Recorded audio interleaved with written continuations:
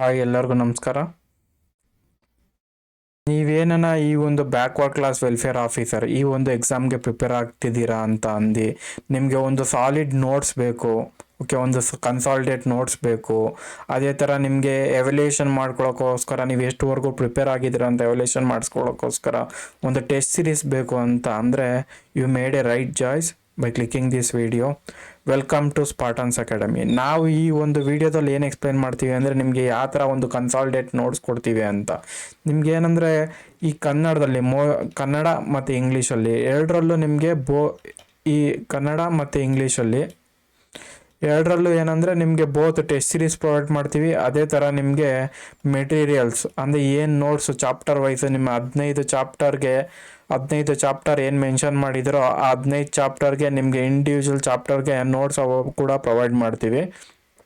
ಯಾವ ಥರ ಇರುತ್ತೆ ಈ ಒಂದು ನೋಟ್ಸು ಅಂತ ಎಕ್ಸ್ಪ್ಲೈನ್ ಮಾಡ್ತೀನಿ. ಇವಾಗ ನೋಡ್ತಿರ್ಬೋದು ಏನಂತ ಅಂದರೆ ನಿಮಗೆ ಇಲ್ಲಿ ಫಸ್ಟ್ನೇ ಚಾಪ್ಟರ್ ಯಾವುದೋ ರಿಸರ್ವೇಷನ್ ಇಂಡಿಯಾ, ಭಾರತದಲ್ಲಿ ಮೀಸಲಾತಿ, ಈ ಒಂದು ಚಾಪ್ಟರ್ಗೆ ತಿರ್ಗಾ ಅದಾದಮೇಲೆ national commission for backward class, ತಿರ್ಗಾ ರಿಸರ್ವೇಷನ್ ಆ್ಯಕ್ಟು, ತಿರ್ಗಾ ಅದಾದಮೇಲೆ ಕರ್ನಾಟಕ ಹಿಂದುಳಿದ ವರ್ಗಗಳ ಆಯೋಗಗಳು ಅಂದರೆ ಕಮಿಷನ್ಗಳು. ಕರ್ನಾಟಕದಲ್ಲಿ ಇದುವರೆಗೂ OBC ಎಷ್ಟು ಕಮಿಷನ್ಗಳು ಮಾಡಿದ್ರು ಅಷ್ಟು ಕಮಿಷನ್ ರಿಪೋರ್ಟ್ ಇದೆ.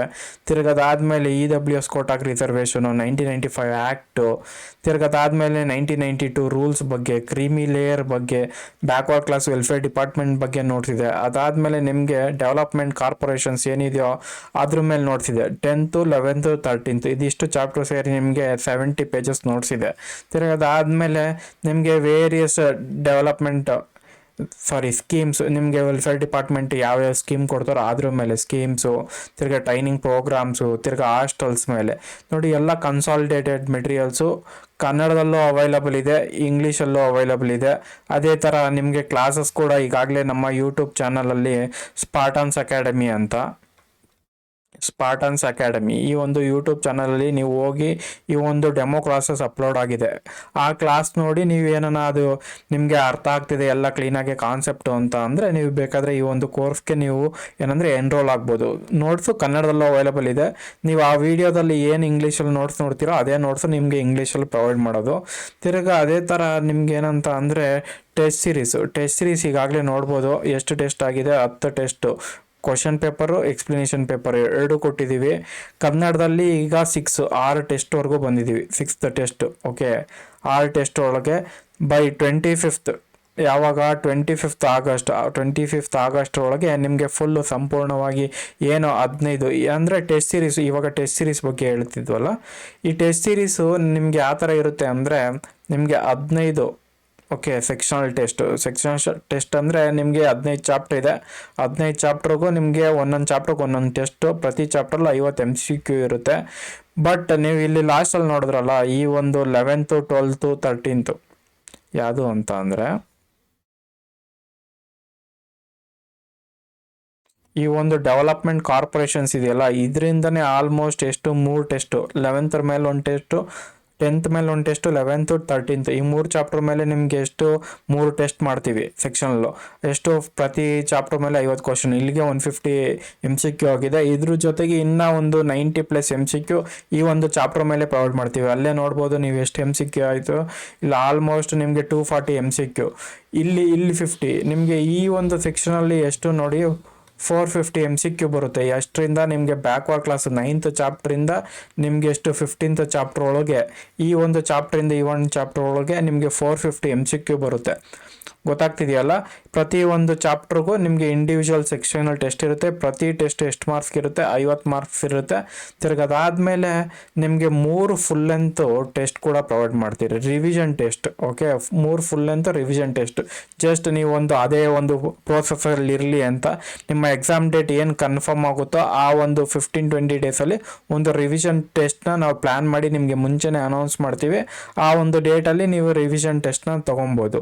ಓಕೆ, ಇಷ್ಟೆಲ್ಲ ಹೇಳ್ತಿದ್ದೆ ಸರ್, ಈ ಒಂದು ಮೆಟೀರಿಯಲ್ ಯಾವ ಥರ ಇದೆ ಅಂತ ತೋರಿಸಿ ಅಂತ ನೀವು ಕೇಳ್ಬೋದು. ಓಕೆ, ಇವಾಗ ಆ ಮೆಟೀರಿಯಲ್ ಯಾವ ಥರ ಇದೆ ಅಂತ ನಾನು ತೋರಿಸ್ತೀನಿ ನೋಡಿ. ಸೇಮ್ ಇದೇ ಫಾರ್ಮೆಟ್ ಕ್ವಶನ್ಸೇ ನಿಮಗೆ ಕನ್ನಡದಲ್ಲೂ ಅಷ್ಟೇ ನೋಡಿ. ಫಸ್ಟ್ನೇ ಕ್ವಶನ್ನು ನೋಡ್ತಾ ಹೋಗ್ಬೋದು. ನಾನು ಜಸ್ಟ್ ಡ್ರ್ಯಾಗ್ ಮಾಡ್ತಾ ಹೋಗ್ತೀನಿ. ರಿಸರ್ವೇಷನ್ ಆಫ್ ಇಂಡಿಯಾ ಫಸ್ಟ್ನೇ ಚಾಪ್ಟರ್ ಮೇಲೆ ನೋಡಿ, ಈ ಥರ ನಿಮಗೆ ಸ್ಟೇಟ್ಮೆಂಟ್ ಬೇಸ್ಡ್ ಕ್ವಶನ್ಸು ಇದೆ, ಒನ್ ಲೈನರ್ ಕ್ವಶನ್ಸ್ ಈ ಥರನೂ ಇದೆ. ಓಕೆ, ಇದಾಗಲೇ ನಿಮ್ಗಾಗಲೇ ಒಂದು ವಿಡಿಯೋದಲ್ಲಿ ಎಕ್ಸ್ಪ್ಲೈನ್ ಮಾಡಿದ್ದೀನಿ.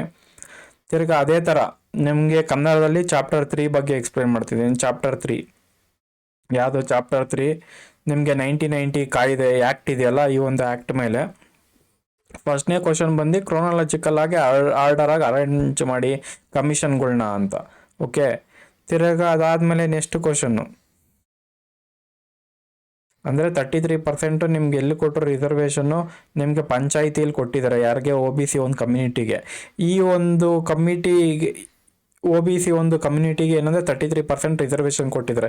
ಈ ಒಂದು ರಿಸರ್ವೇಷನ್ ಕೊಡಬೇಕು ಅಂತ ಯಾವ ಒಂದು ಕಮಿಷನ್ನು ರಿಪೋರ್ಟ್ ಬರೆದು ಕೊಡ್ತು, ಅದ್ರ ಮೇಲೆ ಈ ಒಂದು ಕ್ವಶನ್ ಯಾವ ಕಮಿಷನ್ನು ಅಂತ.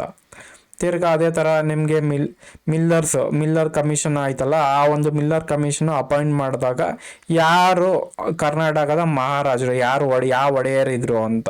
ಓಕೆ, ತಿರ್ಗಿ ಅದೇ ಥರ ನೆಕ್ಸ್ಟ್ ಕ್ವಶನ್ನು ಸಂಪೂರ್ಣವಾಗಿ ನೋಡಿ. ಈ ಒಂದು ಕ್ವಶನ್ ಏನಂದರೆ, ಈ ಒಂದು 1990 ಆ್ಯಕ್ಟ್ ಅಂತ ಇದೆಯಲ್ಲ, ಈ ಕ್ವಶನ್ನು 5ನೇ ಕ್ವಶನು ಏನಂದರೆ 1990 ಆ್ಯಕ್ಟಲ್ಲಿ ನಿಮಗೆ ಒಂದು ಫಿಕ್ಷನ್ ಹೇಳಿದ್ದಾರೆ. ಇವೆಲ್ಲ ಇದಕ್ಕೆ ಅಪ್ಲೈ ಆಗುತ್ತೆ ಅಂತ. ಯಾವ್ಯಾವಕ್ಕೆ ಅಪ್ಲೈ ಆಗುತ್ತೆ, ಇಲ್ಲ ಯಾವ್ಯಾವಕ್ಕೆ ಅಪ್ಲೈ ಆಗಲ್ಲ ಅಂತ ಆ ಒಂದು ಆ್ಯಕ್ಟಲ್ಲೇ ಬರ್ತಿದ್ದಾರೆ. ಇವು ಆ್ಯಕ್ಟ್ ಯಾವ್ದ್ರಲ್ಲಿ ಅಪ್ಲೈ ಆಗ್ತಾರೆ ಅಂತ. ಅದ್ರ ಮೇಲೆ ಒಂದು ಸ್ಟೇಟ್ಮೆಂಟ್ ಬೇಸ್ಡ್ ಕ್ವಶನ್ಸ್ ಇದೆ,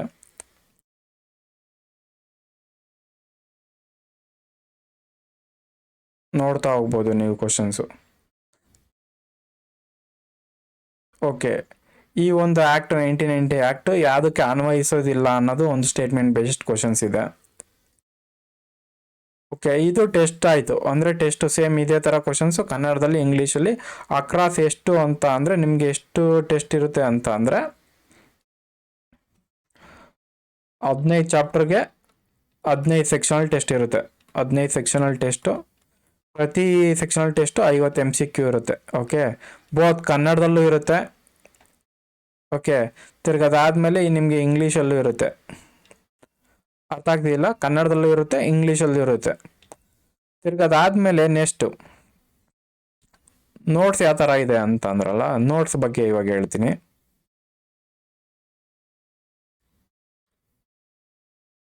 ನೋಟ್ಸು ಇದು ಫಸ್ಟ್ನೇ ಚಾಪ್ಟರ್ದು. ಓಕೆ, ಒಂದು ನೋಟ್ಸ್ ನೋಡ್ತಾ ಹೋಗ್ಬೋದು. ಮೀಸಲಾತಿ ಇತಿಹಾಸ ಅಂದರೆ ಇದುವರೆಗೂ ರಿಸರ್ವೇಷನ್ ಯಾವ ಥರ ಕೊಟ್ಟಿದ್ದಾರೆ ಅನ್ನೋದ್ರ ಬಗ್ಗೆ. ತಿರ್ಗಾ ಒಂದೇ ಓವರ್ ಆಲ್ ಒಂದೊಂದೇ ಯಾವಾಗ. ಓಕೆ, 1990 ಏನಾಯಿತು,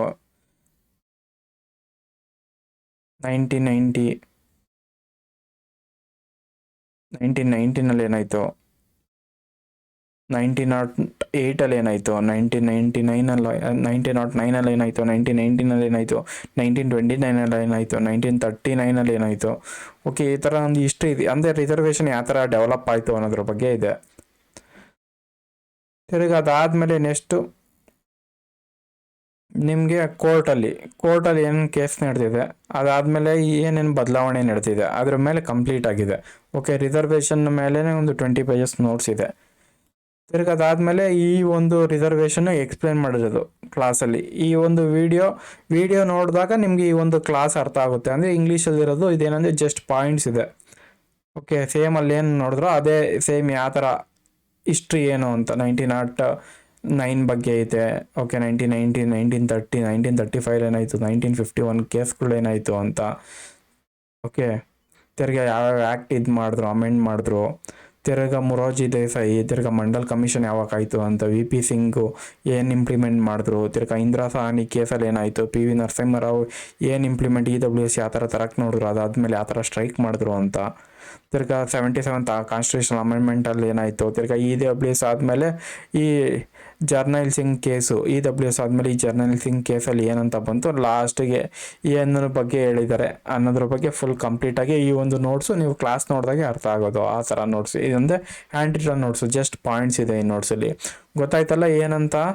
ಈ ಒಂದು ಓವರ್ ಆಲ್ ಏನಂದರೆ ನಿಮಗೆ ಕಂಪ್ಲೀಟಾಗಿ ಈ ಬ್ಯಾಕ್ವರ್ಡ್ ಕ್ಲಾಸ್ ಕಮಿಷನ್ಗೋಸ್ಕರ, ಈ ಬ್ಯಾಕ್ವರ್ಡ್ ಕ್ಲಾಸ್ ವೆಲ್ಫೇರ್ ಡಿಪಾರ್ಟ್ಮೆಂಟ್ ಏನು ಆಫೀಸರ್ ಎಕ್ಸಾಮ್ ಇದೆಯೋ ಆ ಆಫೀಸರ್ ಎಕ್ಸಾಮ್ಗೆ ಫುಲ್ ಏನಂದರೆ ನಿಮಗೆ ನೋಟ್ಸ್ ಅವೈಲಬಲ್ ಇದೆ.